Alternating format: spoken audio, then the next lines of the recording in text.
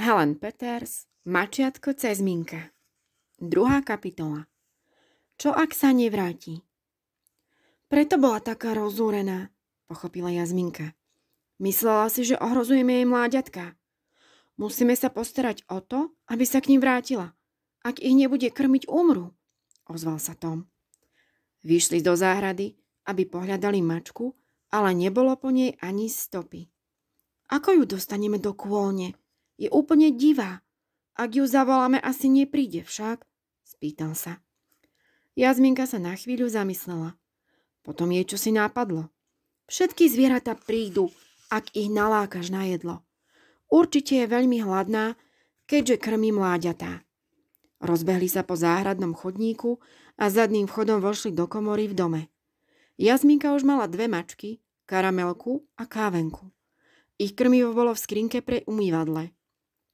Zobrala 2 mačacie paštéty a zo susednej skrinky vytiahla niekoľko plastových nádobiek.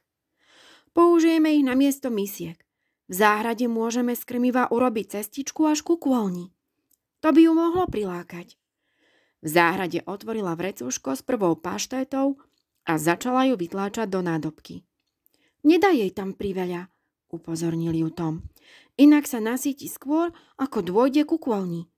Do každej nádobky dali trochu krmiva a poukladali ich do radu od konca záhrady až ku kôlni. Potom po špičkách vošli dnu, aby skontrolovali mačiatka. Čierne mláďatko stále zúfalo mravčalo. Nemali by sme im dať trochu mlieka? Spýtal sa Tom. Mačiatka nemôžu piť krávské mlieko, poučila ho Jazminka. Podráždi im to žalúdok. Kiež by tu boli mama s ockom. Vedeli by, čo treba spraviť. Jazminkin otec bol farmár a mama bola veterinárka. Otec šiel na pole nakrmiť teliatka a mama pracovala vo veterinárnej ambulancii. Môžeš zavolať mame, navrhol Tom. Aj keby bola zanepráznená, niektorá zo sestričiek by ti určite vedela poradiť, čo máme robiť. Dobrý nápad, prikývla Jazminka. Poďme na to. Mám tu zostať a dozrieť na mačiatka? Za tú chvíľku sa im nič nestane. Kým tu budeme, ich mama nepríde. Mali by sme ich nechať tak, aby sa k nim mohla vrátiť. Dúfajme, že zacíti jedlo a neodolá mu. Čo povedala Linda? Vyzvedal Tom, keď Jazminka položila slúchadlo. Linda bola hlavná sestra v maminej ambulancii. Vraj máme odstraniť nádobky s jedlom, ktoré sú v blízkosti kôlne. Poďme. Prečo? Začudoval sa, keď sa rozbehli po záhradnom chodníku. Urobili sme dobre, keď sme jej nechali jedlo, ale malo by byť najmenej 3 metre od miesta, kde má mladé. Matka sa k ním nevráti, ak bude na blízku jedlo, lebo nechce k svojej skrýši prilákať iné mačky. Tom zdvihol misku s jedlom v kôlni. Čo mačiatka? Jazminka vzala misku spred dverí. Linda povedala, že ich máme nechať tak. Ich mama musí chodiť na lov, takže sú zvyknuté byť chvíľu sami. Dokážu prežiť niekoľko hodín, ak sú v teple a suchu. Tom sa zatvaril ustarane. Lenže ich mama sa určite práve vrátila z lovu, keď sme ju odplašili. Možno bola preč už niekoľko hodín. Jazminka sa na ňo vystrašene pozrela. To mi nenapadlo. Čo spravíme? Neviem. Rozhodne by sme sa ich nemali dotýkať. Mačke by sa nepáčilo, keby na nich zacítila cudzí pach. Linda spomínala, že ich teraz možno aj tak presunie, lebo sme narušili jej úkryt. Jazminka sa pozrela na Toma a zbadala, že jej najlepší kamarát sa tvári rovnako previnilo ako ona. No čo ak sa nevráti? Sami dlho neprežijú. Linda ešte povedala, že by sme mali z diaľky pozorovať, či príde naspäť. Zoberme si starú deku a počkajme na druhej strane záhrady. Čo budeme robiť, ak sa už neobjaví? Naliehal Tom. Neviem. Som si istá, že príde. Sú to predsa jej detičky. Určite sa vráti. Jazminka sa usilovala, aby to vyznelo sebaisto, ale v skutočnosti bola nesmierne ustarostená. Čo ak sa mačka nevráti? Potom budú s Tomom zodpovední za to, že 3 mačiatka pripravili o mamu a ešte k tomuto úbohé zviera príšerne vystrašili. Zo skrinky pod schodmi vybrali starú deku a posadili sa k živému plotu na konci záhrady. Zdalo sa im, že čakajú celé hodiny.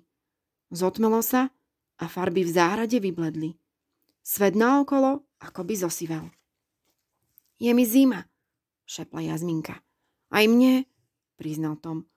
Škoda, že nemám rukavice.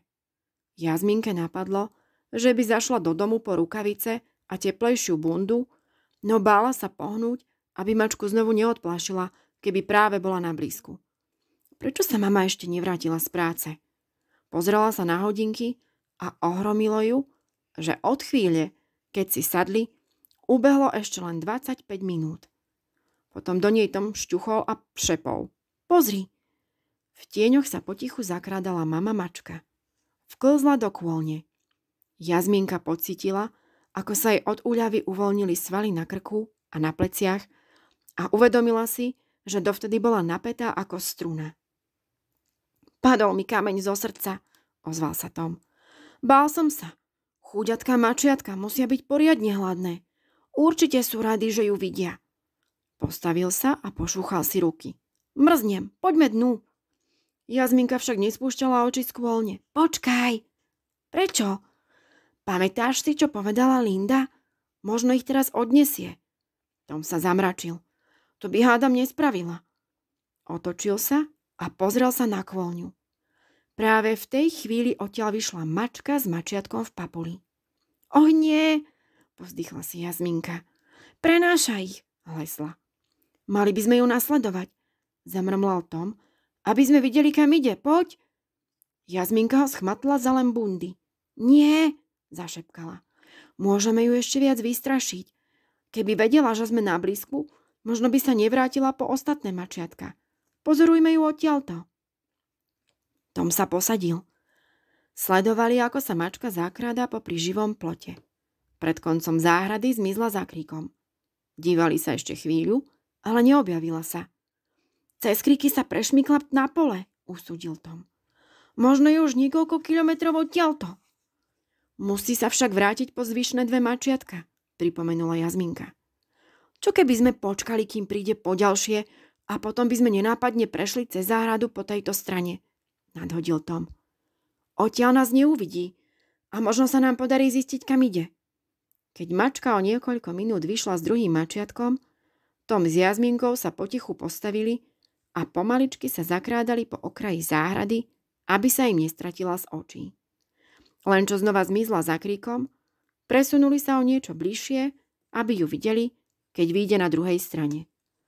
Mačka sa vynorila spoza kríka a nehlučne pokračovala na koniec záhrady. Mačiatko držala v papuli za kožu na krku.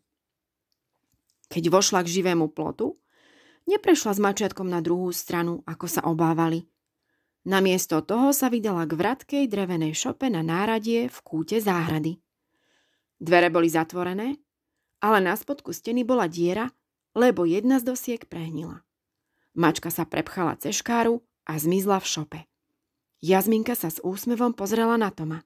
To je skvelé, zostala v záhrade, zašepkala. Tom sa tváril nadšene. Môžeme jej vonku nechávať jedlo. Časom skrotne a potom sa budeme môcť hrať s mačiatkami. Jazminka, Tom, ste vonku? Zakričala Jazminkina mama z druhej strany záhrady. Rýchlo, šepla Jazminka. Inak znova vykrikne a odplaší mačku. Tu ste, privítala ich mama, keď k nej dobehli po chodníku.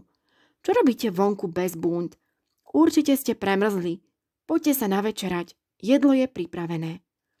Musíme tu ešte chvíľu zostať. Je to veľmi dôležité. Jazminka jej rýchlo rozpovedala celý príbeh. Tak je všetko v poriadku, zhodnotila mama. Mačka presúva mačiatka na bezpečné miesto. No zatiaľ nepreniesla tretie mačiatko. Musíme sa uistiť, že sa poň vráti. Nemusíte sa báť, že by to nespravila, ubezpečila ich mama. Môžete to skontrolovať po večeri. Ocko uvaril špagety s bolonskou omáčkou.